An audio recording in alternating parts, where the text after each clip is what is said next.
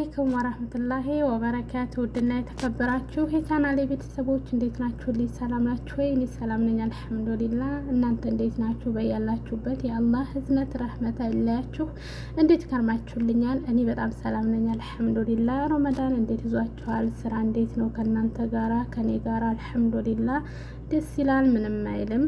ለዚህ ቻናል አዲስ ከሆናችሁ ላይክ፣ ሼር፣ ሰብስክራይብ እያደረጋችሁ ቤተሰቡኑ አበረታቱኝ።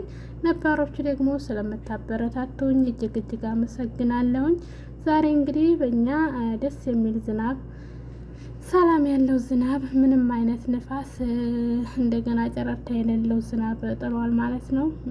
በጣም ነበረ ደስ የሚለው። ከአሱር በፊት ከዙሁር ጀምሮ ነው ዝናብ እየጣለ ነበረው። ብቻ በጣም ደስ ይላል። እንደምታዩት እንግዲህ ያምራል፣ በጣም ነው የሚያምረው። እኔ በነገራችን ላይ ስደት ከመጣሁ ጀምሮ ዝናብ ሳይ የሆነ ብርቅ እንደ ብርቅ ነው የማየው። ምክንያቱም ብዙ ጊዜ ዝናብ ስለማይጥል አረብ ሀገር ላይ፣ እኛ ጋር ለነገሩ ይጥላል። ጧይፍ እንደ ኢትዮጵያ ነው፣ ዝናብ ይጥላል። አየሩም በጣም ሀሪፍ ነው።